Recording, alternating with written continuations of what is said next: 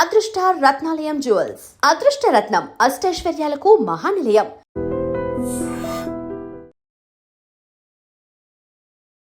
నమస్కారం, welcome to I dream. ధర్మ మార్గం విత్ విజిత కార్యక్రమానికి స్వాగతం.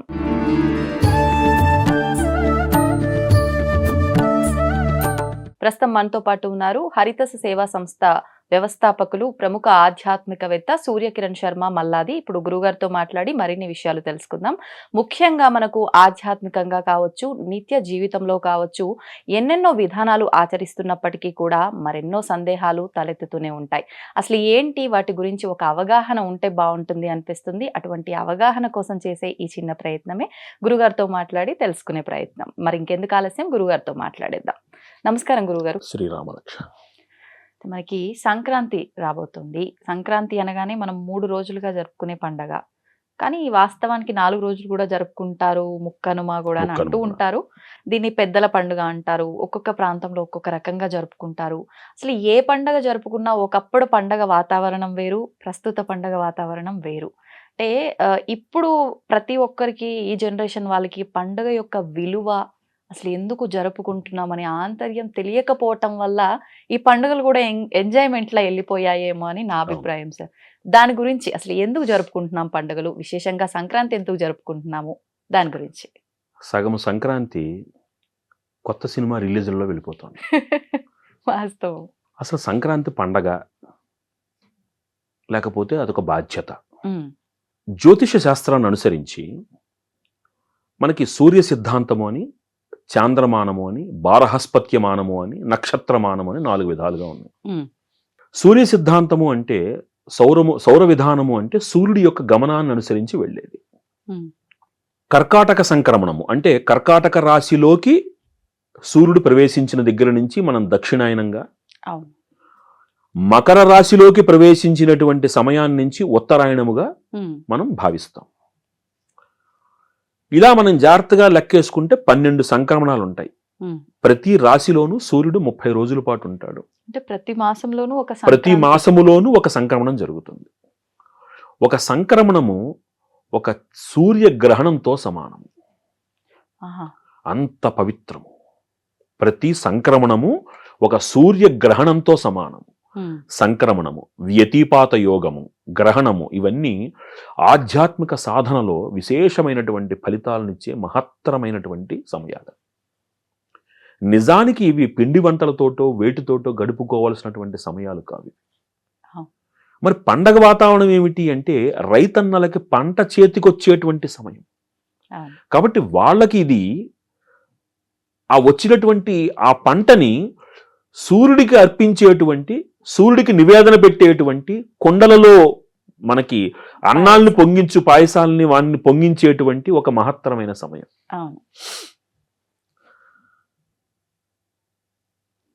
సనాతన ధర్మము ఎప్పుడూ కూడా ప్రకృతిని ప్రాధాన్యంగా చేసుకునే జీవిస్తుంది. ఒక పంటకి ఆధారము వర్షము. అలాని వర్షాలు ఎక్కువగా పడితే పంట నాశనం అయిపోతుంది. సూర్యరశ్మి కిరణజన్య సంయోగ క్రియతోటి ఆ పంట వృద్ధి చెందడానికి దోహదపడుతుంది. అలాని సూర్యరశ్మి మాత్రమే ఉంటే పంట చచ్చిపోతుంది. అంటే అన్ని సమపాళ్లలో ఉండాలి. సూర్యుడి యొక్క కిరణము భూమాతకి, సూర్యుడి యొక్క కిరణము భూమాతకి చాలా ముఖ్యం. ఏమండి, భూమిని అమ్మతో పోలుస్తారు. ఎందుకు అంటే ఒక విత్తనం నాటిన తర్వాత భూమి చీల్చుకుని తను అనుభవించేటువంటి ఆ ప్రసవ వేదనతోటి కొత్త జీవికి కారణమవుతోంది. కాబట్టి అమ్మ అయింది ఆవిడ. అందుకని భూమాత, భూపిత అనట్లేదు, అవునా?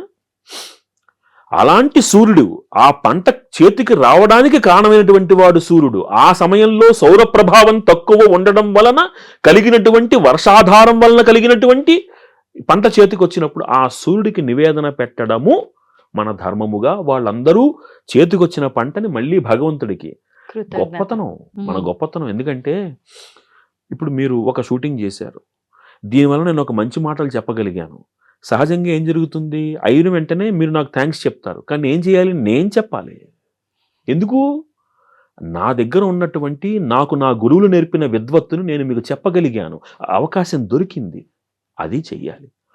ఇవ్వడములో ఉండేటువంటి ఆనందాన్ని మనం అందుకుంటున్నాం. అక్కడ సూర్యుడికి మళ్ళీ ఇస్తున్నాం, నివేదన పెడుతున్నాం. మామి తినవయ్యా, నీ అనుగ్రహం అయ్యా ఈ పంట మాకు. ఇది ఒక పార్శ్వం. రవి ఆత్మకారకుడు అంటాం, పితృకారకుడు అంటాం జాతక ప్రకారం. మన పితృదేవతల యొక్క ఆ అధిపతిగా ఈ సంక్రమణ సమయంలో పెద్దల పండగ అండంలో ఆ పెద్దలకి మనం తర్పణాలు ఇవ్వవలసినటువంటి మహత్తర సమయం ఇది. వారి వారి అర్హతలను అనుసరించి ఆ పండగ రోజున ఆ పండగ సమయములో పెద్దవాళ్ళకి తర్పణాలు ఇవ్వడం అనేటువంటిది ఒక పద్ధతి. అది చెయ్యాలి. మనం పిండి వంటలు వండుకొని మనం మృష్టాన్న భోజనం చేయమని చెప్పాలా, ముందు పెద్దవాళ్ళకి తర్పణాలు వదలాలి. అక్కడ ఆ సంక్రమణ సమయంలో జప తపాదులు అనుష్ఠానాదులు చేసుకోవడం వల్ల సూర్యుడి ప్రభావం మన మీద పడి మనలో మంత్ర చైతన్యం కలుగుతుంది అనేది ఒక వాదన. ఇన్ని విధాలుగా ఈ పండగను జరపాలి. ముగ్గుల లోగిళ్లతోటి ఇంటికి హరిదాసులు వస్తారు, డూడు బసవన్నలు వస్తారు. ఆ ప్రాంతం అంతా కూడా పచ్చదనంతో కలకల్లాడాలి. ఇప్పుడంటే బంతి పువ్వుల మాలలు కడుతున్నారు, దానివల్ల ఉపయోగం శూన్యం. మామిడాకు తోరణాలు కట్టాలి. ఎందుకు?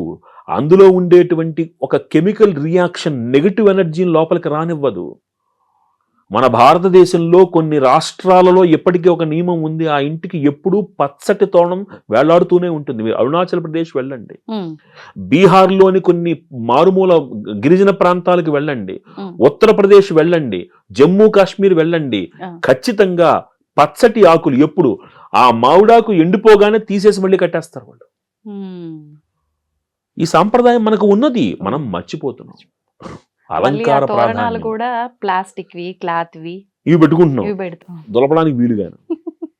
అంటే అన్ని మనకు సులభం అయిపోతుంది, కానీ అసలైన పంట అవే తెచ్చి పెడుతున్నాయి తెలియకుండా. ఏమండి, ఈ శాస్త్రములో దాని వెనకాల ఒక రకమైనటువంటి మానసిక విజ్ఞానం ఉంది. అది అర్థం చేసుకుంటే ఆ పండగ వాతావరణంలో ఉన్నటువంటి ఆంతర్యం. భోగి, కనుమ నాడు కాకి కూడా కదలదు అంటారు. దీని వెనకాల ఆంతర్యం ఏమిటి? బంధువులందరూ సంక్రాంతికి ఇంటికి వచ్చి ఆ పిండి వంటలు ఏవో పొద్దుటి నుంచి చక్కగా వాళ్ళందరూ అనుకున్న ధర్మానుష్ఠానాలన్నీ చేసుకుని సాయంకాలం పిండి వంటలతోటి చక్కగా భోజనాలు చేసి తర్వాత రోజు ఉదయమే బయలుదేరిపోతే ఆరోగ్యం ఉంటుందా? అందుకని కనుమ నాడు కాకి కూడా కదలదు అంటే ఈ తిన్నటువంటి ఆ ఆహారము జీర్ణమై చక్కగా ఆనందంగా అందరూ కలిసి శరీరము స్థిరపడి మళ్ళీ తదుపరి కార్యక్రమానికి ఉద్యుక్తులయ్యేటందుకు గాను కనుమ నాడు ఎక్కడికి వెళ్ళకూడదు, అక్కడే ఉండాలి అన్న నియమం పెట్టారు. అంటే ఒకవేళ వెళ్తే మళ్ళీ ఇంకొక ప్రయాణం చేయవలసి వస్తుంది అని శాస్త్రం. ఇది ఈ శాస్త్ర నియమం మనకి నవమి తిథికి కనబడుతోంది. మనకి నవమి నాడు అందుకే ప్రయాణం చేయకూడదు. మీరు వెళ్ళిన దగ్గర నుంచి 9వ రోజు ప్రయాణం చేయకూడదు. మీరు వెళ్ళిన దగ్గర నుంచి 9వ రోజు ప్రయాణము కూడదు, నవమి తిథి ప్రయాణము కూడదు. ఎందుకంటే మళ్ళీ ప్రయాణం చేయాల్సి వస్తుంది అక్కడ. ఈ 9వ రోజు ప్రయాణం అనేది కొన్నిసార్లు వింటూ ఉంటాం సార్, కానీ ఇది మనం ఎక్కడి నుంచి వచ్చామో అక్కడికి మళ్ళీ వెళ్ళకూడదా, ఎక్కడికి వెళ్ళకూడదా? అసలు 9వ రోజు ప్రయాణమే కూడదు. ఓకే, కానీ చాలా మంది ఆచరిస్తున్నది మేము ఇక్కడ నుంచి వచ్చాం కాబట్టి ఇక్కడికి వెళ్ళొద్దు, అక్కడికి వెళ్ళొచ్చు. మీరు వచ్చిన దగ్గర నుంచి 9వ రోజు ప్రయాణం ఇంకొక ప్రయాణానికి హేతు అవుతుంది. నవమి తిథి ప్రయాణము, నవమి కార్యారంభము అదే పని మళ్ళీ చేయాల్సి వస్తుంది. మనకి ముహూర్త దర్పణం చెప్తున్నటువంటి నియమాలు ఇవన్నీ. కాబట్టి అలా కనుమ నాడు బయటికి వెళ్లకుండా వాళ్ళందరూ చక్కగా ఆరోగ్యంగా ఉండడానికి ఆ మార్పుని, అప్పటిదాకా లేని మార్పుని. ఇంకొకటి ఇదేమవుతుందంటే ఋతువులు మారేటువంటి సమయాన్ని మనం యమదంష్ట్రకాలము అంటాం. అప్పుడు ప్రచండమైనటువంటి ప్రబలమైనటువంటి వ్యాధులు శరీరాన్ని ఆకర్షించే ప్రమాదం ఉంటుంది. కాబట్టి అక్కడ చాలా జాగ్రత్తగా ఉండాలి. అలా అని పండగ చేసుకోవడం ఆపలేం. పండగ చేసుకున్న తర్వాత కూడా ఆరోగ్యంగా ఉండాలి. అందుకని ప్రయాణాలను నియంత్రిస్తూ తర్వాత రోజుకి మార్చడం జరిగింది. మీరన్నట్లు ప్రయాణాలు మాత్రం కొన్ని సందర్భాల్లో కూడదు, కానీ కనుమలు కూడా ఇంకా మనకి ఏడాది కాలంలో ఇంకా కొన్ని కనుమలు చాలా వస్తాయి మనకి. అంటే అన్ని కనుమలకి ఇది వర్తించదు, ఈ కనుమకి మాత్రమే వర్తిస్తుంది. అన్ని సమయాలకి వర్తిస్తుందని చెప్పేవాళ్ళు లేకపోలేదు, కానీ మా గురువు గారు మాకు అందించిన వివరం ప్రకారం ఇది అన్ని కనుమలకి వర్తించదు. ఈ సంక్రాంతి పెదప కనుమలోకి మాత్రమే ఇది వర్తిస్తుంది ప్రయాణం నియమము అనేది. ఉమ్, నవమి తిథికి వర్తిస్తుంది. ఆ. అది ఆ జాగ్రత్త తీసుకోవాలి మనిషి. అలా. ఉమ్. సో ఇప్పుడు అప్పుడు పెద్దవాళ్ళకి మనం ఉమ్, తర్పణాలు, పెద్దవాళ్ళ పేరు మీద ఉమ్, ఆ, బ్రాహ్మలకి స్వయంపాక స్వయంపాక దానాలు ఇలాంటివి చేస్తూ వాళ్ళని స్మరించుకోవలసినటువంటి పర్వదినం సంక్రాంతి పర్వదినం. ఉమ్, సంక్రాంతినే సంక్రమణము అంటాము. ఆ క్షణం నుంచి మనకి ఉత్తరాయణం ప్రారంభమవుతుంది. అవును ఉత్తరాయణ పుణ్యకాలంలో సూర్య ప్రాధాన్యమైనటువంటి కాలం వస్తుంది. వస్తుంది. దక్షిణాయన పుణ్యకాలంలో చంద్ర ప్రాధాన్య కాలము, రాత్రి సమయం ఎక్కువ ఉంటుంది. ఉమ్, ఉత్తరాయణ పుణ్యకాలంలో పగటి కాలం ఎక్కువ ఉంటుంది. అవును తర్వాత మహత్తరమైనటువంటి మాఘ వైశాఖ మాసముల వంటి విశిష్ట మాసములు వస్తాయి. అనుష్ఠానాది కార్యక్రమాలకి సత్కార్య నిర్వహణకు ఉపయోగపడతాయి. ఉమ్, కాబట్టి దానిని రవి బలంతో మనం స్వాగతించాల్సినటువంటి మహత్తర పుణ్యకాలము సంక్రమణము. ఆ. అంతేగాని కోళ్ల పందాలకి, ఎద్దుల పందాలకి, సినిమాలకి సమయాన్ని తగలేయకూడదు మనం. మరి గాలిపటాలకి గాలిపటాలు మనకు కావుగా, ఆ పండగే మంది కాదు. ఆ గాలిపటాలు ఈ పురాతన కాలంలో గాలిపటాల్లాగా ఆడుకుంటే పర్వాలేదు. ఉమ్, పాపం ఇప్పుడు ఈ మాంజాలు వచ్చిన తర్వాత పాపం పక్షులు ఎగడానికి కూడా అవకాశం లేకుండా పోతున్నాయి. అదేం పైశాచికత్వమో అర్థం కాదు. అలాంటివన్నీ కూడవు. ఉమ్, జాగ్రత్తగా ఆనందంగా చేసుకోండి. అవును అతి దారుణకరమైనటువంటి విషయం ఏమిటంటే హైదరాబాద్ లోనే పాత బస్తీలో ఈ మాంజా తగిలి గొంతు కోసుకుపోయి చిన్న పిల్లవాడు మరణించాడట. ఆ, అది ఎంత నిర్హేతుకమైనటువంటి విషయం. అవును ఖచ్చితంగా ఈ గాలిపటాలు ఎగరవేసే దాంట్లో చాలా మంది ఇబ్బంది పడ్డారు. ఇప్పుడు మీరు పోలీసులు ఆ. కూడా ఒక డ్రైవ్ చేస్తున్నారు కదా, కంఠానికి మీరు క్లాత్ కట్టుకునే వెళ్ళండి మీరు ఈ టైంలో అని చెప్పి. అవును అసలు అలాంటి పరిస్థితి ఎందుకు? ఆ మాంజాలు అనేటువంటి ఆ గ్లాసులతోటి తయారు, గాజు పిండితో తయారు చేయడం ఎందుకు అవన్నీ? సరే మీరు అన్నట్టు మనమైతే జాగ్రత్త పడతాం. ఆ మాత్రం ఆ జ్ఞానం ఉంది, అవును. ఇస్తున్నారు కాబట్టి. అవును, పాపం పక్షుల పరిస్థితి నిజంగా మనం చూశారు కదా, ఆ. 8 పౌరాళ్ళు కోలబడిపోయాట పాపం. అవును ఒక జీవిని చంపి మనం తీసుకునే ఆనందం ఎంతవరకు సబబు? అవును పండగని పండగలాగా, నీ పండగ నీకు ఎంత ఆనందమో నీ పక్కవాడికి కూడా అంతే ఆనందాన్ని ఇవ్వాలి. అంతే అంతే. అప్పుడే అది పండగ అవుతుంది. ఉమ్, వాడు అక్కడ కన్నీళ్లు పెట్టుకుంటున్నప్పుడు నువ్వు నవ్వితే అదే పండగ ఎందుకు అవుతుంది? ఉమ్, అవును అలాంటి పరిస్థితి రాకూడదు మనకి. అంతే. కాబట్టి అందరూ సుహృద్భావంతో, రైతన్నలు పండించినటువంటి పంటతోటి, సూర్యుడికి వేసేటువంటి ఆ నివేదనతోటి, సూర్యుడికి ఇస్తున్నటువంటి అర్ఘ్యప్రదానంతో, అవును పెద్దవాళ్ళకి ఇస్తున్నటువంటి తర్పణంతో, పెద్దవాళ్ల పేరు మీద ఇస్తున్నటువంటి స్వయంపాకాలతోటి, ఉమ్, పిండి వంటలు, ఇంట్లో చేసుకున్న పిండి వంటలను మృష్టంగా చక్కగా భుజిస్తూ అవును అందరూ కలిసి ఆనందంగా గడపండి. అంతే. సినిమాకి వెళ్ళి అరుపులు కేకలు వేయడం ఎందుకు అవన్నీ? ఇప్పుడు అవును అవన్నీ సదాచారములు అవన్నీ లేవు. కావు. ఆచారం మళ్ళీ- ఇది సంక్రాంతి పూర్తిగా ఆచార హేతువైనటువంటి జీవన విధానం. ఉమ్. ఇప్పుడు మరి ఇంత విశేషం ఉన్న ఈ పండగని అంటే కొన్నిసార్లు వింటూ ఉంటాం, సంక్రాంతి ఈసారి కీడుతో వచ్చింది. కొన్ని అంటే నేను విన్నంత వరకు ఒక్క కొడుకున్న వాళ్ళకి ఈ రకంగా, ఒక్క కూతురున్న వాళ్ళకి ఈ రకంగా, అంటే సంక్రాంతి ముందు మూఢముంది, కొన్ని రోజులు శుభకార్యాలు కూడదు అని చెప్పేసరికి ఇంకా సంక్రాంతి కూడా కీడు పండగ అని చెప్పి కొంతమంది డిసైడ్ చేస్తున్నారు. ఇది ఎంతవరకు నిజం సార్? ప్రతి సంక్రాంతి పురుషుడికి ఒక లక్షణంతో వస్తాడు. ఉమ్, అతను ప్రవేశించేటువంటి సమయము నక్షత్రాన్ని అనుసరించి ప్రతి సంక్రాంతి పురుషుడు ఒక లక్షణంతో వస్తాడు. ఉమ్, ఇప్పుడు ఎలా ఉంటుందంటే, ఈ రాశి వారికి ఈ సంవత్సరం రాజపూజ్యం ఇది, అవమానం ఎంత అనగానే రేపొద్దు నుంచి వాడు ఇంట్లో రేపటి నుంచి అందరూ నన్ను తిడతారు, నాకు అవమానం ఎక్కువగా ఉందని భావిస్తాడు వాడు. అవును. సంక్రాంతి పురుషుడి లక్షణం చెప్పినా, ఉమ్, రాజపూజ్య అవమానాలు చెప్పినా, ఆదాయ వ్యయాలు చెప్పినా అవి మీ ఇంట్లో కలిగేటువంటి లాభ నష్టాలకి ప్రతీకలు కావు అని గమనించాలి.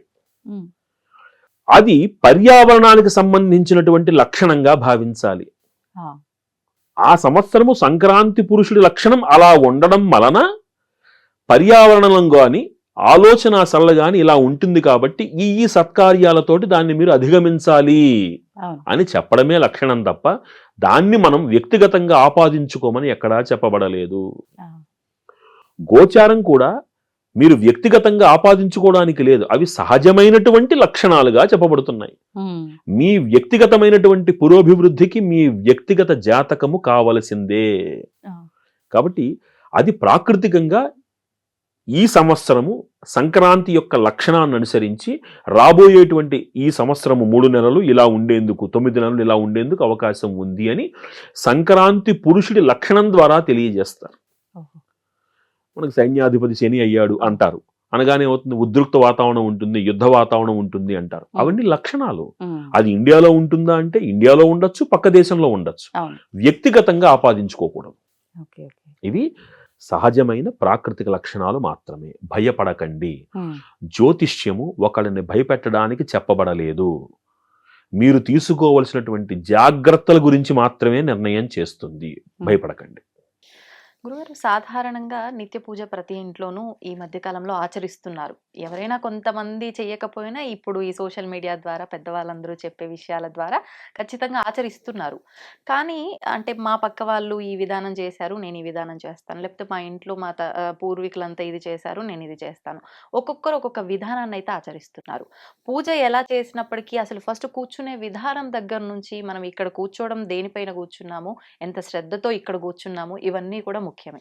అసలు ఎటువంటి ఆసనం వేసుకొని మనం నిత్య దీపారాధనలో కూర్చోవాలి విశేషంగా? ఇది మంచి ప్రశ్నే నిజానికి. ఎందుకంటే ఆసనము అనేటువంటిది శ్రద్ధని కలిగించేటువంటి వస్తువు. ఆసనానికి ఒక మంత్రం కూడా ఉంది. సహజంగా మంత్రానుష్ఠానం చేసేటువంటి ఉత్కృష్ట మంత్రానుష్ఠానాలు చేసేటువంటి వాళ్ళందరం కూడా మేము కూర్మాసనం మీద, కూర్మ యంత్రం మీద కూర్చునేటువంటి ఒక సాంప్రదాయం ఉంది. ఉత్కృష్ట అంటే కొంచెం ఎక్కువ అంటే ప్రాథమిక దశలో కాకుండా ఒక స్థాయి, అమ్మవారి దేవల్ల ఉన్నత స్థాయికి చేరుకునేటువంటి కొంతమంది మహనీయులు ఉంటారు. వాళ్ళందరూ కూడా ఏం చేస్తారంటే కూర్మ యంత్రం మీద కూర్చుని వాళ్ళు ఆసనం, ఆ అనుష్ఠానాన్ని చేస్తారు. ఇక ప్రాథమికంగా నేను ఏ ఆసనం మీద కూర్చోవాలి? మామూలు నేల మీద కూర్చోకూడదు. ఇది అందరికీ తెలిసినటువంటి విషయం. ఎందుకంటే భూమికి గురుత్వాకర్షణ శక్తి ఉంటుంది. దీనికి కొంచెం ఎలాబరేటెడ్ గానే వెళదాం, సైన్స్ తో జోడించి వెళదాం. అప్పుడు వినే వాళ్ళకి కూడా కొంచెం క్లారిటీ వస్తుంది. నేను పూజ ఎందుకు చేస్తున్నాను? ప్రస్తుతం అయితే ఏదో ఒక కామ్యం కోసం. అంటే ఒక పూజ చేయడం వలన ఒక శక్తి వస్తుంది. శక్తి సైన్స్ ప్రకారం తీసుకుంటే heat is the form of energy. అంతేనా? ఒక వేడి పుడుతుంది. అది టెంపరేచర్ తో కొలిస్తే తెలియదు మనకి, బట్ పుడుతుంది. దాన్ని మనలో నిక్షిప్తం చేసుకుని మనం దాని ద్వారా మనలో ఉండేటువంటి చైతన్యాన్ని మనం పెంచుకోవాలి. అందుకని ఉత్తి నేల మీద కూర్చోకూడదు. ఒక అడ్డుకట్ట ఉండాలి. ఎందుకని భూమికి ఆకర్షించే శక్తి ఉంటుంది. అది భూమి యొక్క గొప్పతనం. సో అందుకని ఆసనం వేసి కూర్చునేటప్పుడు ఎలాంటి ఆసనం వేసుకోవాలి? మగవాళ్ళు సహజంగా ప్రిఫరెన్స్ చేసేది ఏంటంటే దర్భాసనం. దర్భకున్న గొప్పతనం ఏమిటి అంటే అది కొన్ని రకాలైనటువంటి తరంగాలని నిరోధించగలిగినటువంటిది. ఈ మధ్యకాలంలో మీరు చూస్తూ ఉంటే టెలిఫోన్స్ వెనకాల కూడా పెట్టుకుంటున్నారు. అవునా? మ్యాగ్నెటిక్ రేస్ నియంత్రించే శక్తి దానికి ఉంటుంది. దర్భకున్న గొప్పతనం ఏమిటి అంటే అతి పవిత్రమైనటువంటి వస్తువులలో దర్భ ఒకటి. ఎందుకు అంత పవిత్రం అది అంటే బీజం లేకుండా పుడుతుంది. దానికి విత్తనాలు అవి ఉండవు. అది సహజంగా ప్రాకృతికంగా పుడుతుంది కాబట్టి అది అయోనిజ, కాబట్టి అది పవిత్రం. ఒక సీతాదేవి ఎలా మహాపవిత్రవంతురాలు ఆవిడ, అలాగే అంటే ఒక ద్రౌపది ఎంత గొప్ప శక్తివంతురాలు, అలాగా దర్భ కూడా ఎందుకు పవిత్రం అంటే అయోనిజగా పుడుతుంది. దర్భ గరిక రెండు ఒకటేనా అండి? గరిక వేరు, దర్భ వేరు, ఒక డిఫరెంట్ ఫార్మ్స్. Different forms. ఈ దర్భలో మళ్ళీ 5 రకాల దర్భలు ఉంటాయి మనకి. ఒక్కొక్కటి ఒక్కొక్క కామ్యానికి వాడతాం. దర్భాసనం అనేటువంటిది సర్వశ్రేష్టం. ఎవరైనా సహజంగా ఆడవాళ్ళు దర్భాసనం వాడరాదు అనేటువంటి ఒక ప్రమాణం కనపడుతోంది లోకంలో. వాడరాదు అన్న ప్రమాణం చూపించడానికి మటుకు కనపడట్లేదు. కానీ ఆడవాళ్ళు సహజంగా దర్భలు వాడరు. కానీ వాడకూడదు అన్న ప్రమాణం అయితే ఎక్కడ కనపడట్లేదు. కాబట్టి ఒకవేళ లోక సాంప్రదాయాన్ని అనుసరించి వెళితే మగవాళ్ళందరూ చక్కగా దర్భాసనం వేసుకోవచ్చు. ఇక తాటి దాంతో తయారు చేసేటువంటి ఆసనాలు కొన్ని వస్తాయి మీకు. ఊలుతో చేసినటువంటి కొన్ని ఆసనాలు వస్తాయి. ఆడవాళ్ళు చక్కగా వాటిని వేసుకుని సాధన చేయొచ్చు. వీటిల్లో కొంతమంది ఏం చేస్తున్నారంటే కూర్మం అంటే ఈ తాబేలు బొమ్మ ఉన్నటువంటిది వేసుకుని దాని మీద కూర్చుంటున్నారు. తాబేలుకు ఉన్నటువంటి గొప్పతనం ఏమిటి అంటే నిశ్చలంగా ఉంటుంది. అది ఎవరితో గొడవకు వెళ్ళదు, దానికి ఆవేశం ఉండదు, ఏముండదు, దాని మానాన్ని అది ఉంటుంది. మన సాధన ఎప్పుడూ అలాగే ఉండాలి. మనకి జగద్గురువులు పుష్పగిరి స్వామి వారు ఒకానొక సందర్భంలో వారి ప్రవచనంలో ఒక మాట అన్నారు. తినేటప్పుడు పందిలాగా తినాలి మనిషి, అంత శక్తివంతంగా తినాలి. సాధన చేసేటప్పుడు రాక్షసుడిలా సాధన చేయాలి. అంటే అంతటి సహనం కావాలి. ఇప్పుడు అవును. రాక్షసుల్లా సాధన చేయడం అంటే వాడు కోటి జపం చేస్తాడు వాడు ఒక అంతే. మంత్రాన్ని. అవును. అసలు కోటి జపం చేయడానికి ముందు కూర్చునే ఓపిక ఉండాలిగా. ఉండాలి కదా! ఆ ఓపిక ఎక్కడి నుంచి వస్తుందంటే అలాంటి ఆసనం మీద కూర్చుంటే ఓపిక వస్తుంది. ఓహో! పెద్దవాళ్ళు చెప్పారంటే ఊరికే చెప్పరు. అవును. అంటే అవును. మనం పదాలు తీసుకోకూడదు, తీసుకోకూడదు. అంతర్లీనంగా తీసుకోవాలి. అవును.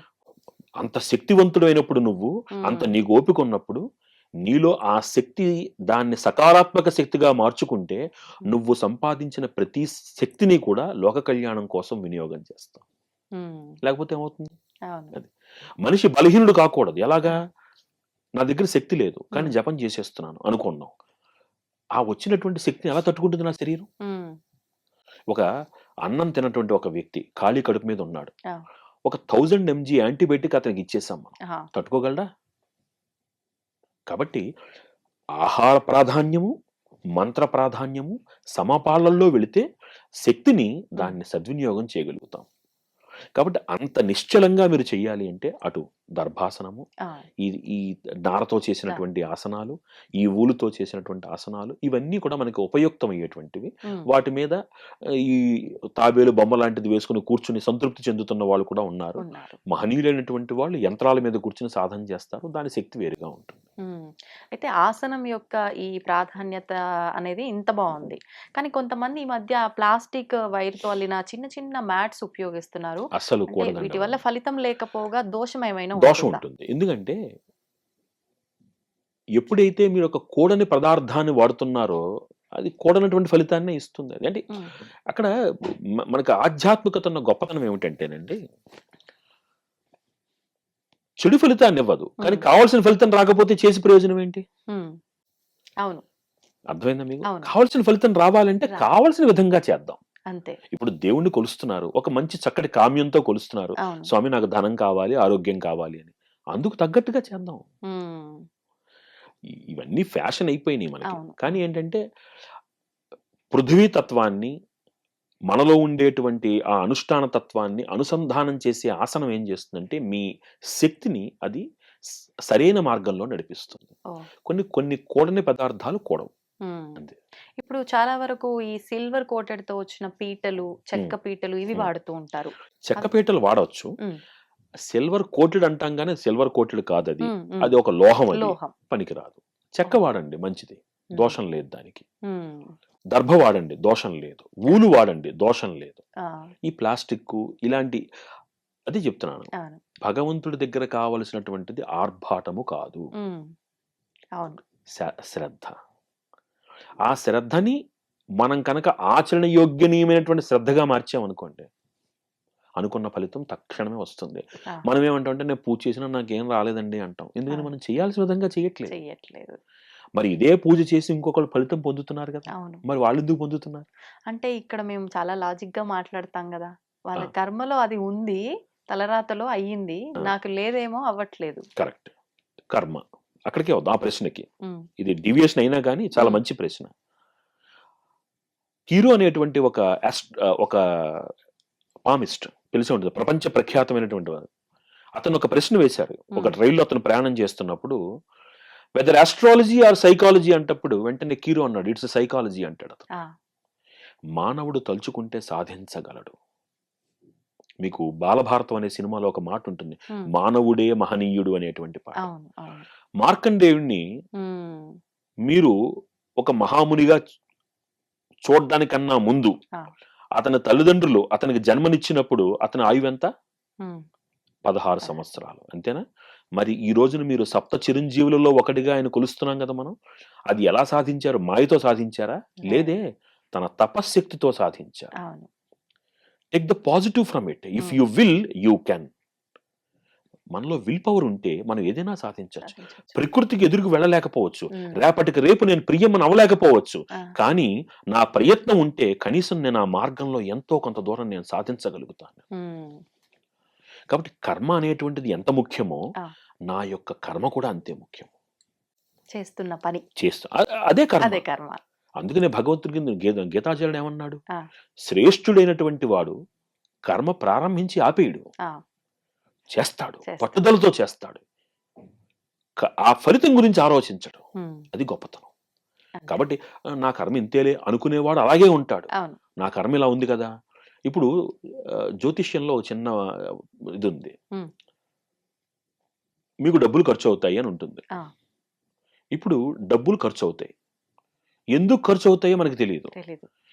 ఆ ధనం వ్యయాన్ని నేను పుణ్య వ్యయంగా మార్చుకునే అవకాశం నాకుందిగా. ఉంది.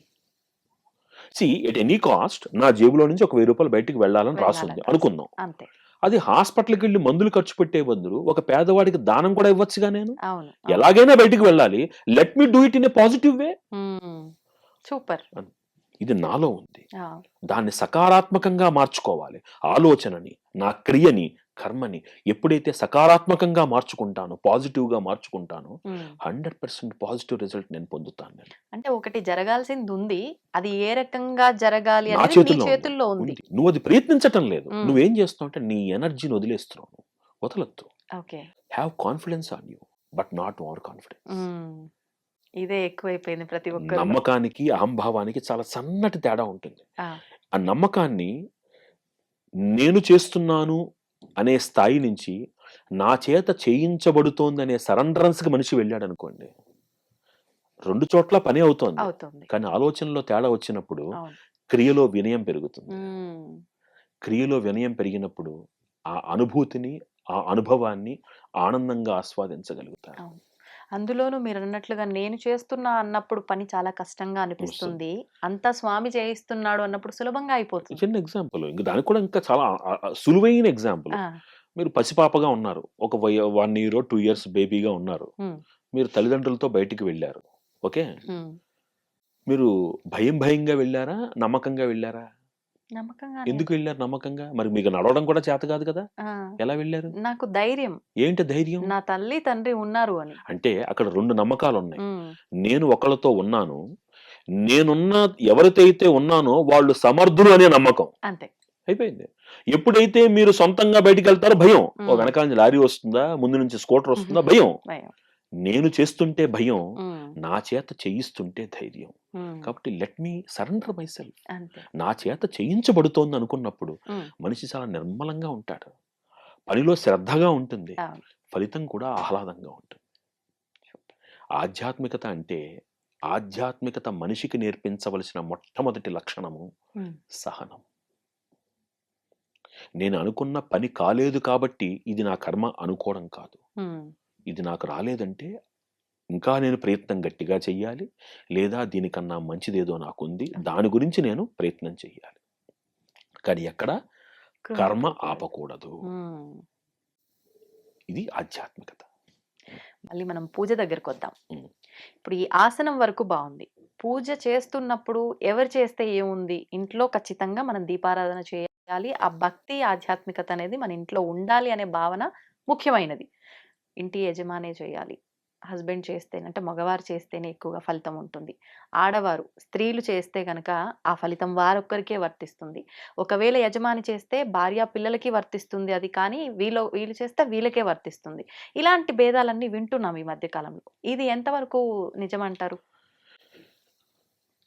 దీపం దేంతో పెడతారు మీరు? వత్తి. ఆ ఒత్తి దేంతో తయారు చేస్తారు? దూది, కాటన్, పత్తి. పత్తి అనేటువంటి వస్తువుకి కారకుడు ఎవరు? శనేశ్వరుడు. శనేశ్వరుడి అనుగ్రహం ఉందనుకోండి, మనకి అద్భుతమైనటువంటి కొన్ని సత్ఫలితాలు ఉంటాయి. నువ్వుల నూనెతోనో ఆవు నెయ్యితోనో పెడతారు. ఎందుకు ప్రాథమికంగా ఉదయం పూట పురుషుడే చెయ్యాలి అంటే, ఒక పురుషుడు ఇంట్లో కనుక సక్సెస్ అయ్యాడు అనుకోండి, కుటుంబం అంతా ఆనందంగా ఉంటుంది. అంతేనా? ఒక ఆఫీస్ పని మీదో, వ్యాపారం పని మీదో బయటికి వెళ్తూ ఉంటాడు. అక్కడ ఏ అడ్డంకులు రాకుండా తను చేస్తున్నటువంటి ఆ ప్రతిఫలం అతనికి లభించింది అనుకోండి, ఆ వ్యాపార వృద్ధి జరిగింది అనుకోండి, అతడు క్షేమంగా ఇంటికి వచ్చాడు అనుకోండి, వీటన్నింటికీ కారకుడు ఎవరంటే శనేశ్వరుడు. మహనీయమైనటువంటి గ్రహం అది. మనం చూసి ఆయన భయపడతాం కాదు, మహాయోగ్యుడైన ఆయన అనుగ్రహం లేకుండా చాలా పనులు కావు. అందుకని ప్రాథమికంగా ఉదయం పూట పూజ గాని, దీపము గాని ఇంటి యజమానుని ఎందుకు చేయమంటారంటే, అతను చేపట్టే ప్రతి పనిలో విజయం సాధిస్తే కుటుంబం అంతా ఆనందంగా వృద్ధి చెందుతుంది. ఇది ఉదయం పూట. సాయంకాలం పూట దీపం సుమంగళి స్త్రీ పెట్టాలి. ఎందుకని? సాయంకాలం పూట ఆ చంద్రుడు ఎక్కువగా ఉంటుంది ఆ సమయంలో మనకి. ఆ సమయంలో చంద్రగ్రహానుకూలతతోటి ఇంట్లో అందరూ మనశ్శాంతిగా, ఆహ్లాదంగా ఉండేందుకు, తన సౌభాగ్యం నిలబడేటందుకు స్త్రీ సాయంకాలం పూట దీపం పెట్టాలి. ఆహా! ఇలా విభజించటంలో ఆంతర్యము, హ్మ్. దాని వెనకాల ఉన్నటువంటి కారణం అది. ఆహాహా! అత్యవసరమై బయటికి వెళుతూ నేను ఈరోజు నేను చేయలేను, నువ్వు దీపం పెట్టు, తప్పేం కాదు. అవును. కానీ వాళ్ళు చేయడంలో ఆంతర్యం ఏమిటంటే, వాళ్ళు బాగుంటే ఇల్లంతా బాగుంటుంది. హ్మ్. వాళ్ళ ఆలోచనలు, వాళ్ళ నడవడిక, వాళ్ళ యొక్క క్షేమము ఇంటి అంతటికి ఆరోగ్యాన్ని, ఆనందాన్ని ఇస్తుంది. ఆ! అందుకనే మగవాడు గుడికి వెళ్తే ఇంట్లో ఉన్న వాళ్ళు లైన్‌గా అందరి పేర్లు చెప్పే ఎక్కర్లేదు. సహకుటుంబానాం అయిపోయింది. అంతే అంతే. సరిపోతుంది. అంతే. కానీ లిస్ట్ చెప్పేస్తా మొత్తం ఉంటాము. అక్కడికెళ్ళి లిస్ట్ మొత్తం ఊరు అందరిది చెప్పేస్తాం మనం. అది అవసరంలా. ఆ! చక్కగా ఫలానా గోత్రం, ఫలానా పేరు, నామధేయస్య సహకుటుంబానాం. భార్య పేరు కూడా చెప్పక్కర్లేదు. హుహు. అలా అని భార్య గుడికి వెళ్ళిందనుకోండి, తన భర్త పేరు చెప్పుకునేందుకు అవకాశం లేదక్కడ. హ్మ్. చెప్పుకున్నా అది వాళ్ళిద్దరికి మాత్రమే పరిమితం అయిపోతుంది. ఆహా! అందుకని క్షేత్ర దర్శనం చేసేటప్పుడు స్త్రీ ఒక్కటూ చెయ్యరాదు అని మనకి ప్రమాణం ఉంది. ఆహాహా! క్షేత్ర దర్శనం ఎప్పుడూ భర్తతో కూడి తను చెయ్యాలి. హ్మ్. భర్త ఒక్కడూ చేసినప్పుడు అంటే ఇప్పుడంటే మనం ఏదో అదొక టూర్ కింద వెళ్తున్నాం. ఒకప్పుడు ఈ ఆధ్యాత్మిక క్షేత్రాల యొక్క దర్శనం ఎందుకు చేసేవాళ్ళు అంటే, అనుష్ఠాన బలాన్ని, దైవ బలాన్ని పెంచుకుందుకి. ఎప్పుడైతే తను సశక్తివంతుడవుతాడో కుటుంబాన్ని ఇంకొంచెం బాగా చూసుకోగలుగుతాడు. హ్మ్. అలా ఒకప్పుడు చేసేవారు. కానీ స్త్రీ ఒక్కటి అలా వెళ్ళడానికి అనుమతి లేదు. ఇప్పుడు హ్మ్. అది ఇప్పుడు నేను ఆ విషయాలన్నీ చెప్పాననుకోండి, మళ్ళీ అదో ఇగో ఆడవాళ్ళని తక్కువ చేస్తాననుకుంటారు. కాదు. దాని వెనకాల ఒక కారణం ఉంది. ఏంటండి? అదేమిటి అంటే సహజంగా స్త్రీకి ఒక అద్భుతమైనటువంటి బాధ్యత ఉంది హ్మ్. మన సమాజంలో. ఒక సమాజము యొక్క దిశానిర్దేశము చెయ్యగలిగినటువంటి సమర్థురాలు ఎవరంటే స్త్రీ మాత్రమే. ఆ! అదేంటండి అంటే, పురుషుడి దగ్గర లేనటువంటి సహనము స్త్రీ దగ్గర ఉంటుంది. అందుకనే పిల్లలు తండ్రితో మాట్లాడడం కంటే తల్లితో మాట్లాడడానికి ఎక్కువ ప్రిఫరెన్స్ ఇస్తారు. అవును. ఈ నేపథ్యంలో ఒక కుటుంబాన్ని సంయమనంతోటి నడిపిస్తూ, కుటుంబంలో పిల్లల యొక్క పురోగతి, సన్మార్గంలో వెళ్ళేందుకు కావలసినటువంటి శక్తిని హ్మ్. ఇవ్వగలిగినటువంటిది స్త్రీ. తన కుటుంబ బాధ్యతలను విడిచిపెట్టి తాను కనుక తీర్థయాత్రలకు దైవబలం కోసం తిరిగితే, ఆ హ్మ్. ఇల్లేమైపోతుంది? ఇబ్బంది పడతారు ఇంట్లో వాళ్ళు. 100% ఇబ్బంది. ఆ ఒక్క ఇల్లే ఇబ్బంది పడదు. హ్మ్. హ్మ్. సంస్కారం అనేటువంటి బీజము పిల్లలకి వెళ్ళకపోతే సమాజం ఇబ్బంది పడుతుంది. వాస్తవం. అందుకని స్త్రీ చాలామంది ఏమంటారంటే, మమ్మల్ని హౌస్ వైఫ్ అంటారు. హోమ్ మేకర్ అనేటువంటి కొత్త పదం తీసుకొచ్చారు. అసలు హౌస్ వైఫ్ అనేది ఎంత విలువైన పదం అసలది. ఒకప్పుడు మన పెద్దవాళ్ళు ఏం చెప్పారు? ఇంటిని చూసి ఇల్లాలని చూడమని చెప్పారు. ఒక సంస్కారానికి బీజం ఒక స్త్రీ. హ్మ్. అంటే జన్మనివ్వడము అంటే, ఒక పురిటి నొప్పులతోటి పునర్జన్మను పొందుతుందామె. అవును. పునర్జన్మను పొందిన తర్వాత, మరి ఆ బిడ్డ ఎదుగుదలలో తన పాత్ర హ్మ్. ఆలోచించండి. అవును. 2 మరి ఈనాటి జనరేషన్‌లో ఆడవాళ్ళు ఆరోగ్యాన్ని ఎందుకు కోల్పోతున్నారు? హ్మ్. వాళ్ళ ఆరోగ్య ప్రాధాన్యమై మనం పెట్టినటువంటి కొన్ని నియమాల్ని అవి అణగదొక్కడం అని భావించటం వలన జరుగుతున్న కొంత ప్రమాదం. అంటే ఒకటి ఇక్కడ హ్మ్. ఇంకోటి కూడా మనం అర్థం చేసుకోవాల్సిందేంటంటే, జరిగినటువంటి కొన్ని సంఘటనల వల్ల ఈ అపోహలు బయటపడ్డాయి. ఆ! మరి మగవ మాంచాలు యుద్ధ రంగంలోకి వెళ్ళలేదా? రాణి ఝాన్సీ లక్ష్మీబాయి వెళ్ళలేదా యుద్ధంలోకి? ఎన్ని వేల మంది స్త్రీ మహిళామణులు వెళ్లి యుద్ధం చేయలేదు? అవును. అలా కాదు. ఆ! వాళ్ళకి నియమింపబడినటువంటిది వాళ్ళు చేశారు. చేశారు. కానీ ప్రాధాన్యంగా పూజ చేసేటప్పుడు హ్మ్. పురుషుడు ఎందుకు చెయ్యాలి అంటే, తాను, తన కుటుంబము తన మీద ఆధారపడి ఉంది కాబట్టి, హ్మ్. ప్రాతఃకాల పూజ అతను, సాయంకాలం పూజ స్త్రీ చేయడం అనేది ఒక ఆనవాయితీగా వస్తుంది. ఒక ప్రామాణికంగా చెప్పారు దీనికి. హ్మ్. అదనమాట. ఇప్పుడు ఈ దీపారాధన విషయంలో గూడా మళ్ళీ ఎన్నో సందేహాలు. సరే ఎవరో ఒకరు చేస్తున్నాం అయిపోయింది బావుంది. అంటే ఏదైనా సూతకం వచ్చినప్పుడు హ్మ్. ఈ మధ్య కాలంలో చాలామంది మాటల ద్వారా పెద్దవాళ్ళ మాటల ద్వారా అసలు ఆపాల్సిన అవసరమే లేదు దీపారాధన. మీరు ఖచ్చితంగా సంవత్సరం పాటు చేసుకోవచ్చు అని. ఎంత చెప్పినప్పటికీ చాలా మందిలో అలా ఎలా చేస్తాం సూతకంలో ఉన్నప్పుడు మేము చెయ్యము, మేము ఎక్కడికి వెళ్ళము ఆలయాలకి. అసలు ఎవరైనా చేస్తున్న అక్కడికి వెళ్లి గూడా చూడము అని మొండి వాదన వాదిస్తున్నారు. అవును. ఇది వాస్తవమా? చేయకూడదంటారా సూతకంలో? మీరు ఏటి సూతకంలో ఈ సత్కార్యాలు చెయ్యకపోవడం వలన తెలియకుండా మీ ఇంటిని శ్మశానంగా మారుస్తున్నారు. వాస్తవం. నిరంతరం అనుష్ఠానం కూడా ఆపకూడదని చెప్పింది మనకి శాస్త్రం. ఆహా! మీరు చేసేటువంటి దేవతార్చన, అనుష్ఠానము, హ్మ్. సంధ్యావందనము ఇత్యాది కర్మలు కూడా మీరు ఆపకూడదు.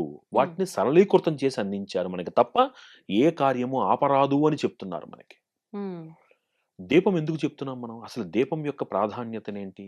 దీపం జ్యోతి పరం బ్రహ్మ. అవును. దీప సర్వతమోపహ. దీపేనా సాధ్యతే సర్వం దీపదేవి నమోస్తుతే. అంటే మా ఇంట్లో లైట్ ఉందండి అంటాం. ఆ లైట్‌తో ఇంకో లైట్ వెలిగించండి. అవ్వదు. ఇప్పుడు సపోజ్ సీరియల్ లైట్లు పెట్టారు మీరు. హ్మ్. ఓకేనా? సీరీస్ లైట్ పెట్టారు మీరు. సైన్స్ ప్రకారం తీసుకుందాం. హ్మ్. కాబట్టి అక్కడ స్విచ్ చేస్తే 10 లైట్లు వెలిగాయండి అంటారు. అదొకటి ఆగిపోతే 10 ఆగిపోతాయి. అన్నీ పోతాయి. ఎక్కువలు తక్కువలు పవరొచ్చినా అన్నీ పోతాయి. ఆ! సీరీస్ ఆఫ్ లైట్స్‌లో ఒకటి పోతే అన్నీ పోతాయి. అంతే. అది సైన్స్ అది. అంతే. నౌ దీపానికున్న గొప్పతనం ఏమిటి అంటే, ఆ దీపం ఒక వేడిని సృష్టిస్తుంది. హ్మ్.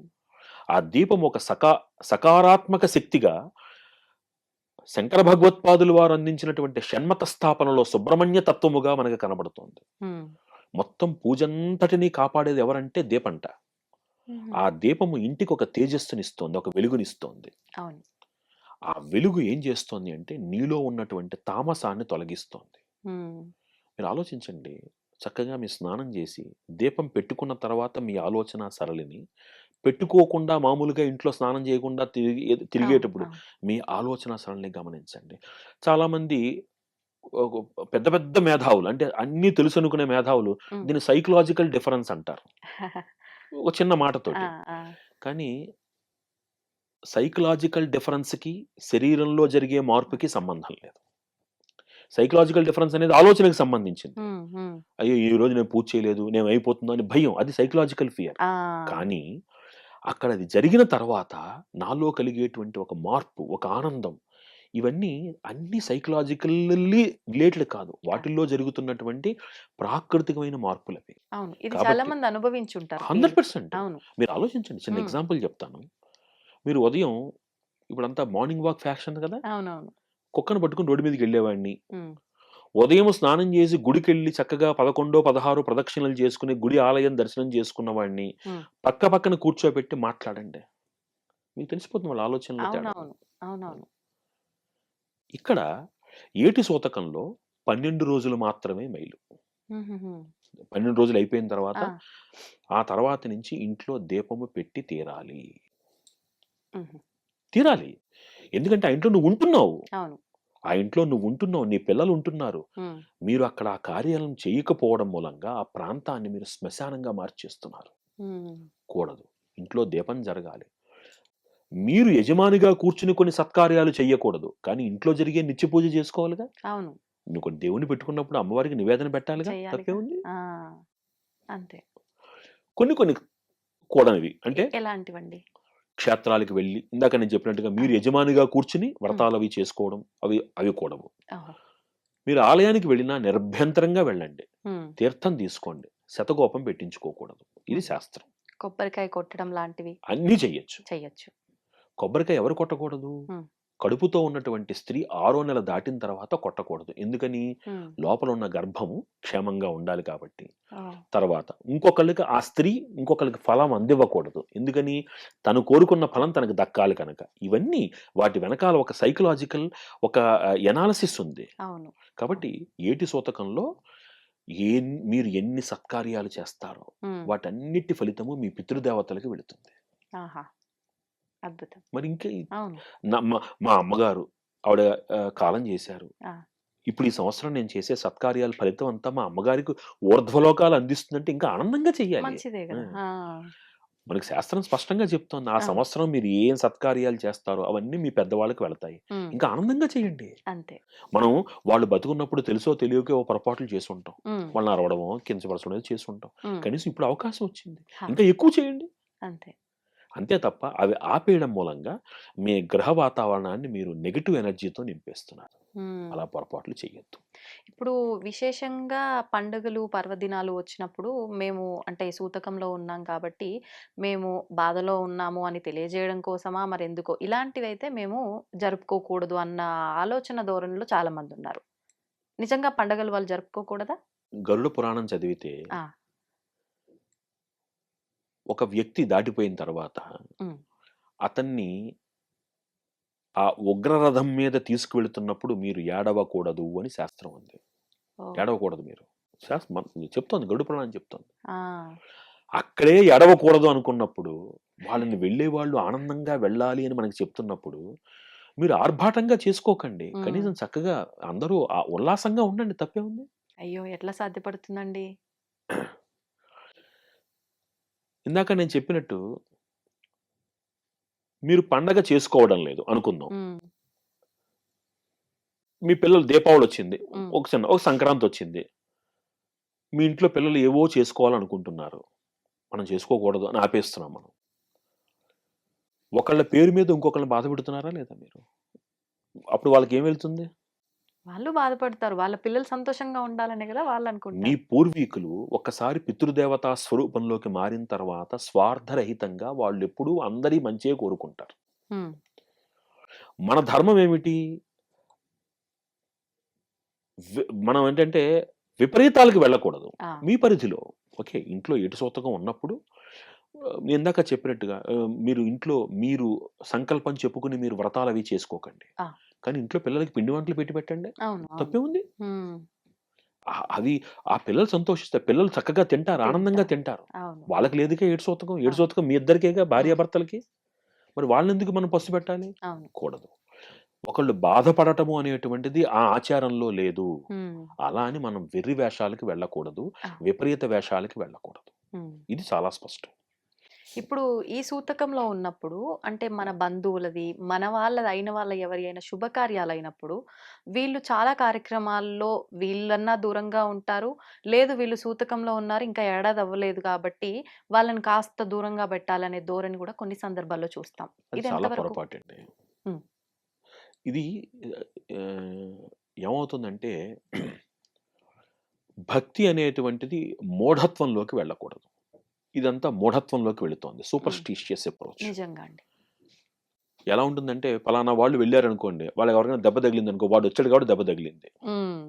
కొంత ఈ భయాలనేటువంటివి కూడా సమాజాన్ని ఆక్రమించుకున్న మాట వాస్తవం. ఆ! మనకి ఎక్కడా అలాంటిది లేదు. చక్కగా వెళ్ళండి. అందరితో ఆహ్లాదంగా ఉండండి. నవ్వుతూ ఉండండి. వాళ్ళని ఆశీర్వదించి రండి. హ్మ్. కనీసం మీరు అక్కడికి వెళ్ళి అంటే వాళ్ళని పిలిస్తే ఏటు సూతకంలో ఉన్న వాళ్ళని పిలిస్తే మనకేం జరుగుతుందో అనే భయం ఒకళ్ళది. అక్కడికి వెళ్ళి ఏదైనా జరిగితే మళ్ళీ మనం మాట పడాలనేటువంటి బాధ ఒకళ్ళది. ఇది మూఢత్వంలోకి వెళ్ళిపోతుంది. Hmm. There is no bar. ఎక్కడ ఎవరిని రెస్ట్రిక్ట్ చెయ్యబడలేదు. హ్మ్. ఆ 12 రోజులు మైల ఏదైతే ఉందో ఆ మైలలో ఎవరిని కలవకూడదు. హ్మ్. ఎవరిని కలుపుకోకూడదు. ఎందుకంటే ఆ సమయంలో ఆ జీవి యొక్క ప్రయాణాన్ని మనకు గరుడ పురాణం స్పష్టంగా చెప్పింది. ఆ! అదయిన తర్వాత ప్రతి మాసము మనం పెట్టేటువంటి మాసికాలలో ఏ విధంగా రూపాంతరం చెంది ఆ జీవి వృద్ధి చెందుతూ ఊర్ధ్వలోకాలకు వెళుతుందో చెప్పబడుతోంది. అవును. కాబట్టి ఆ సమయంలో తీసుకునేటువంటి జాగ్రత్తలు తీసుకుంటూ అందరితో కలిసి ఆనందంగా ఉండవచ్చు. ఇప్పుడు ఒక అకేషన్ ఉంది. ఆ అకేషన్ అది ఆ ఇంట్లో అది ఆఖరి అకేషన్. ఆ తర్వాత ఆ ఇంట్లో సత్కార్యం జరగడానికి అవకాశం లేదు. అవును. ఈ ఏడు సూతకం పేరు మీద వాళ్ళని దూరపెట్టడం ఎంతవరకు సబబు? అలా అని వీళ్ళక్కడ భాగస్వామ్యం చేయక్కర్లేదు. ఆ! వెళ్లి చూసి రావచ్చు. చూసి రావచ్చు. కానీ వాళ్ళని పిలవడానికి కూడా భయపడుతున్నారు వాళ్ళు. అవును. వాళ్ళెప్పుడైతే భయపడుతున్నారో వీళ్ళు భయపడుతున్నారు. అవును. ఇదొక మూఢత్వంలోకెళ్ళిపోతుంది. హ్మ్. మన మైల 12 రోజులు మాత్రమే. మాత్రమే. అంతే. ఇప్పుడు ఇల్లే దేవాలయం అంటారు. అటువంటి దేవాలయాన్ని మనం చాలా పవిత్రంగా చూసుకోవాల్సిందే. అయితే మనం నిజంగా భగవంతుడు దేవాలయం ఏదైతే మనం నిర్మించుకున్న ఆలయాలున్నాయో చెప్పులు వేసుకొనైతే వెళ్ళం. వీలైతే ఇంటి దగ్గరే చెప్పులు వదిలి వెళ్ళేవాళ్ళు కొంతమందుంటారు. కొంతమంది వెళ్ళిన తర్వాత బయట వదిలి కాళ్ళు కడుక్కొని వెళ్ళేవాళ్ళుంటారు. మరి ఇంత పవిత్రంగా దేవాలయానికి వెళ్ళాలన్నప్పుడు మన ఇల్లు దేవాలయం అని భావించినప్పుడు ఇంట్లో పాదరక్షలు వేసుకోవడం ఎంతవరకు సబబు? ఇందాక నేను చెప్పాను నేను. అవసరం లేని దాన్ని ఆధ్యాత్మికత ఎప్పుడూ అందించదు అని. ఇప్పుడు ఈ ఆర్థోపెడిషియన్స్ అందరూ ఇస్తున్నటువంటి సలహాలలో ఈ చెప్పులొకటి. ఆ! ఎందుకిస్తున్నారు? మీరు తిరుగుతున్నటువంటి నేల లాంటిది. ఒకప్పుడు మన నేలలో ఇవన్నీ సమస్యలు లేవు మనకి. లేవు. మనకి శాస్త్రం ఇంకో మాట చెప్తుంది ఏంటంటే, ఆతురేణ నియమాహ నాస్తి. హ్మ్. ఒక ఒక పేషెంట్ ఉన్నారనుకోండి. నన్ను మడికట్టుకునే భోజనం చేయాలంటే ఎలా కుదురుతుంది? అవును. ఒక బాలింత ఉందనుకోండి, ఆ బాలింతకు మీరు మడి వగైరా ఎక్కడ పెడతారు? అవునా? అవును. చిన్నపిల్లడు పాలు తాగాలి అంటే మరి ఆ అమ్మాయి నేను మడికట్టుకున్నాను పట్టనంటే ఎలా కుదురుతుంది? వాళ్ళకి అవన్నీ వర్తించవు. అవును. కాలంతో పాటుగా మారుతున్నటువంటి వాటిల్లో ఇది ఒకటి. ఉమ్.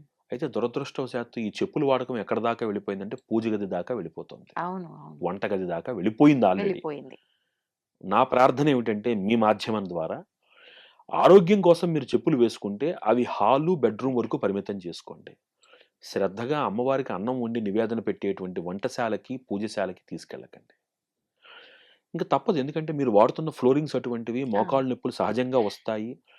ఇప్పుడున్నటువంటి ఆడవాళ్ళకి ఒక వయసు దాటిన తర్వాత అనారోగ్యం కామన్ అయిపోతుంది. అవును. ఆ అవును. నేపథ్యంలో కొన్ని జాగ్రత్తలు మీరు తీసుకోవాలి, తప్పదు. అలాంటప్పుడు ఆ పరిమితిలో తీసుకోండి. ఉమ్. వంటింటికి, పూజ గదికి చెప్పులను దూరంగా పెట్టండి అంతే.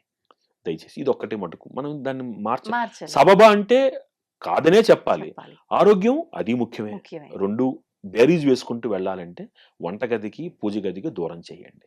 మిగతా చోట్ల తిరగండి, తప్పదు. అంతే.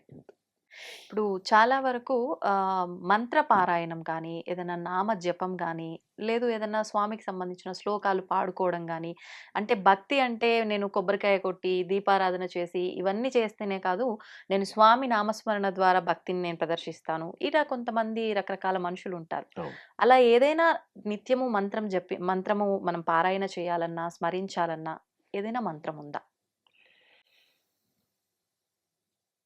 ఇది కొంచెం విశాలంగా చెప్పాలి. వర్ణాశ్రమ ధర్మాలని మనకి అందింపబడ్డాయి. ఆ.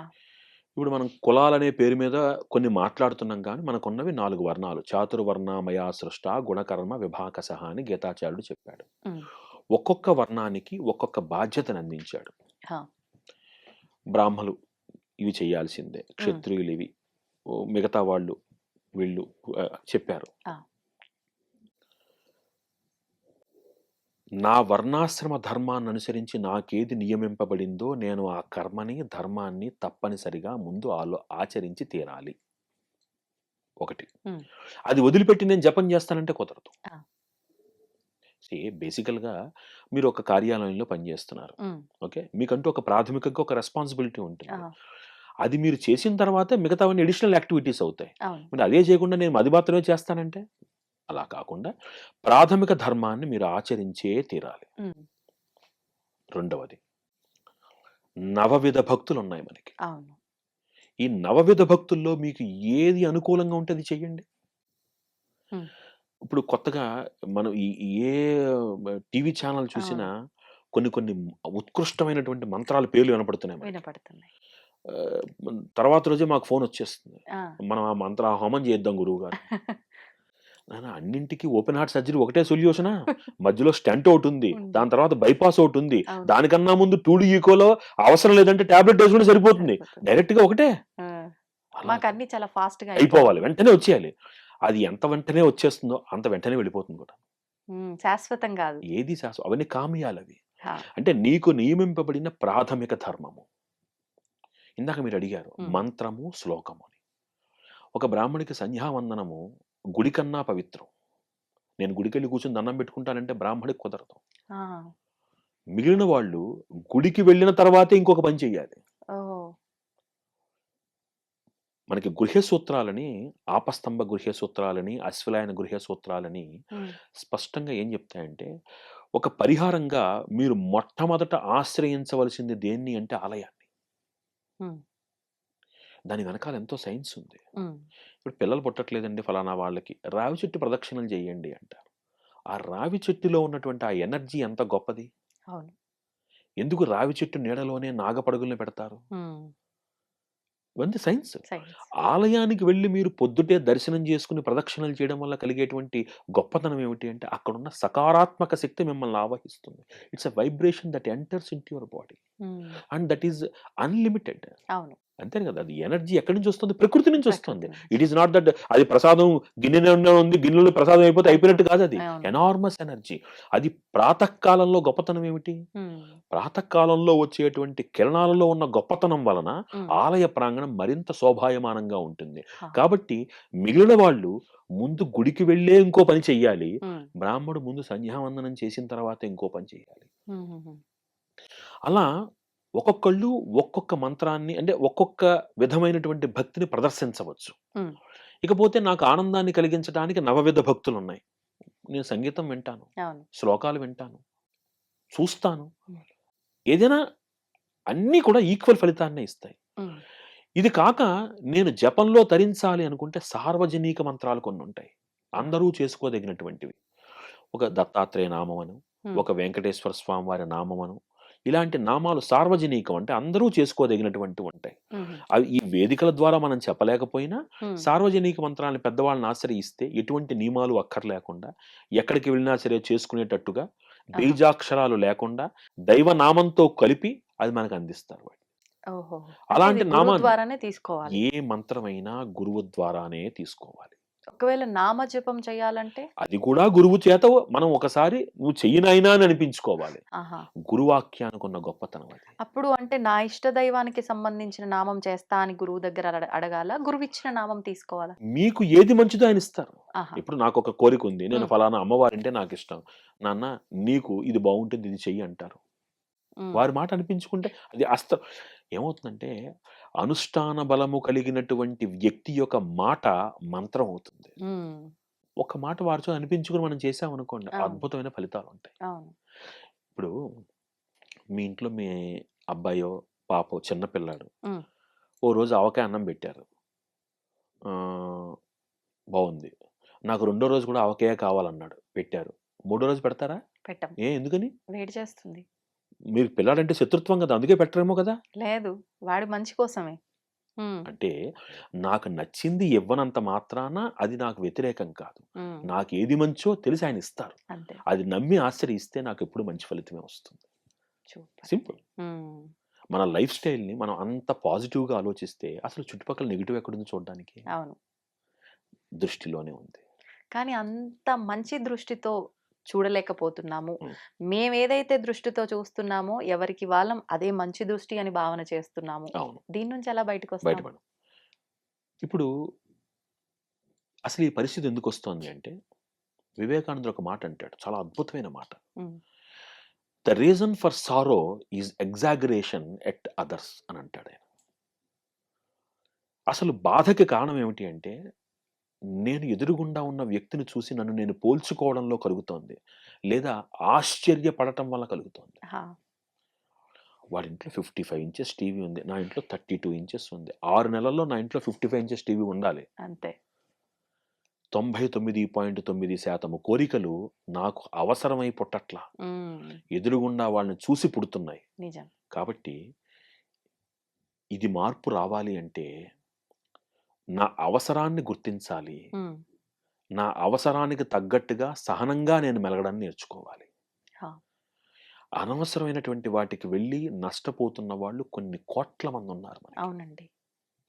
అత్యాస, overnight, um, everything fast money, easy money, మనకి ఇవన్నీ వద్దు. ఉమ్, ఏది నీకు రావాలో నియంత్రింపబడిందో నీ ప్రయత్నం వలన కొంత వస్తుంది, అవును. నీ ప్రయత్నంలో నిజాయితీ వలన దైవబలం వలన కొంత వస్తుంది. ఉమ్, అంబానీ దగ్గర ఉన్న 1,00,000 కోట్లు అందరి దగ్గర ఉండాలని నియమం లేదు. ఆ, అలా అని 1,00,000 కోట్లు ఉన్న అంబానీ ఆనందంగా ఉన్నాడన్న నియమము లేదు. నీకు కావలసింది ఆనందమా, ధనమా? ఆ, ఈ ఒక చిన్న ప్రశ్న నీకు నువ్వు వేసుకుంటే, ఉమ్. నీకు ఆనందం కావాలి అంటే నీ చుట్టుపక్కల బోలంత ఆనందం ఉంది చూస్తే. ఏమంటారండి నిజమైన ఆనందం ఏంటి అసలు మీరు చెప్తున్నది? రాత్రి ఆనందంగా పడుకోండి, అదే ఆనందం. మేము అనుకుంటున్నాము చేతి నిండా డబ్బుండి నేను షాపింగ్కి వెళ్ళాలి, నాకు నచ్చింది కొనాలి, దానికి తగ్గట్టుగా డబ్బు ఉందా లేదా, అది ఆనందం.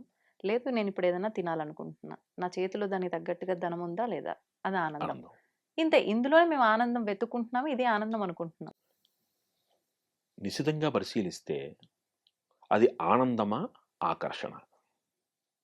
ఈ చిన్న తేడా. ఉమ్, ఉమ్, ఆ వస్తువు మీరు చాలా ఇష్టపడి కొనుక్కున్నారు, దాని మీద ఇష్టం ఎన్నాళ్ళు ఉంటుంది? ఇంకో వస్తువు మీద ఇష్టం కలగనంత వరకు. అది మీ మనస్సుకు ఆ రియలైజేషన్ వచ్చింది అనుకోండి, ఉమ్, ఓహో ఆనందము వస్తు ప్రాధాన్యత కాదు, హా, మనస్సు ప్రాధాన్యత ఉమ్. అనేది అర్థమైంది అనుకోండి, మనిషి పరిగెట్టడం. మరి మీరు అన్నట్టుగా వస్తు ప్రాధాన్యత కాదు, మనిషి ప్రాధాన్యత. నా మనసు చెప్తోంది పలానా వారిని నీకు నచ్చారు, ఇప్పుడు జరుగుతుంది ఇదే. మళ్ళీ ఆ మనసు చెప్పిందని ఆయన్ని ఇష్టపడ్డాము, లేకపోతే ఆ వ్యక్తిని ప్రేమించాము, ఏదో ఒకటి వాళ్ళతో సహవాసం చేశాము, ఏదో ఒక రకంగా. మరి అది మనసు చెప్పిందని శాశ్వతంగా ఉంటుందా? లేదు కదా, ఇంకొకరి పైకి మళ్ళుతోంది. మనస్సు ప్రాధాన్యత అనేటువంటిది ఆనందము అనుకున్నప్పుడు, నా మనస్సు యొక్క ప్రాధాన్యత, నా మనస్సు యొక్క ఆనందము ఎవరికి తెలుస్తుంది? ఇప్పుడు పంచదార నేను రుచి చూశాను, అబ్బా చాలా తీయగా ఉందండి అని అన్నాను నేను. మీరు వెంటనే తీయగా చూపించండి అంటే నేను చూపించగలనా? నేను రుచి భావన, టేస్ట్ అది భావన, అది ఆకర్షణ లేకపోతే ఆనందమా అనేటువంటి ఆ సహనం, ఇందాక నేను చెప్పాను సహనము, ఆ సహనము ఉన్నంత వరకు, సహనము మనలో కలగనంత వరకు ప్రతి ఆకర్షణ ఆనందంగానే మారిపోతుంది. సహనం ఉన్న వ్యక్తి, ఒక అద్భుతమైనటువంటి మాట మా అమ్మగారు నాతో చెప్పేవారు, ఈ ఫలానా వస్తువు లేదా ఒక ఫలానా వ్యక్తి మీద నీ ఇష్టము నిజంగానే కనుక గొప్పదేంటే 6 నెలలు ఆ వ్యక్తిని కలుసుకోకపోయినా 7వ నెలలో అంతే ఇష్టంగా ఉంటే అది నిజమైనటువంటి ఆనందం, అది ఇష్టమైనది. నాలో భయం, ఆ వ్యక్తిని నేను చూడకపోతే రేపొద్దు నన్ను మర్చిపోతే నిజమైన ఇష్టం మర్చిపోతుందా? మర్చిపోదు. అద్భుతమైన మాట. అంటే తాత్కాలికంగా నేను ప్రతినిత్యము చూస్తూ ఉండకపోతే మర్చిపోతాను అనుకునేటువంటి బంధము, అది బంధం ఎందుకైంది? నేను ఎక్కడ ఉన్నా నా గురించి ఆలోచించేటువంటి ఒక వ్యక్తి, నా యోగక్షేమాల గురించి భావిస్తున్నటువంటి ఒక వ్యక్తి, నేను ఎక్కడున్నా నా గురించి ఆలోచిస్తారు, అది నిజమైన బంధం. నా ఎదురుగుండా ఉన్నంతసేపు గుర్తుంటాడు, పక్కకి వెళ్ళిపోతే మర్చిపోతా, అది బంధం ఎందుకైంది? సో ఆకర్షణకి ఆనందానికి ఆ భేదం మనకి అర్థం కావాలి అంటే ముందు నాలో సహనం కావాలి, అది అర్థమయ్యేంత సహనం కావాలి. మీరు అన్నట్టుగా నేను ఈ వ్యక్తి, ఆ వ్యక్తితో సహవాసం ఎందుకు చేస్తున్నారంటే ఇప్పుడు సహవాసం చెయ్యకపోతే చేజారిపోతాడేమోనన్న భయం, నిజం, ఇంకొకరికి వెళ్ళిపోతారేమో అన్న భయం. ఈ భయంలో ఆకర్షణని ఆనందం అనుకుంటున్నాం. ఇది ఆకర్షణని తెలిసే సమయానికి దూరం వెళ్ళిపోతోంది, వదులుకోలేని నిస్సహాయత, బాధ. ఆకర్షణ ఎప్పుడు చివరికి బాధనే మిగులుస్తుంది. అద్భుతం అండి, నిజంగా చాలా మంచి విషయాలు, చాలా చక్కటి వివరణ ఇచ్చారు. మరిన్ని టాపిక్స్ మరొక మంచి ఎపిసోడ్ లో మాట్లాడుకుందాం. ధన్యవాదాలు. శ్రీరామరక్ష. And for more videos, Please subscribe to iDream. Please subscribe to iDream. Please subscribe iDream. And please subscribe to iDream. For more videos, subscribe to iDream. please like, share and subscribe to the channel. Congratulations, iDream. Subscribe to iDream. Subscribe to iDream. So subscribe to iDream Media. iDream ki iDream team అందరికి huge congratulations. Please subscribe iDream Media. Please subscribe to iDream. Subscribe iDream. Please subscribe to iDream. iDream అంటే నా కళల ఛానల్ను subscribe చేసుకున్న నోరు తిరుగుతలేదు, మీరైతే గంట గుర్తు కొట్టండి. For more such videos, please subscribe to iDream. Subscribe to iDream. Please subscribe to iDream. Please subscribe iDream Media. Please do subscribe to iDream. Please subscribe to iDream Media. For best entertainment and information, please subscribe iDream. And don't forget to subscribe to iDream.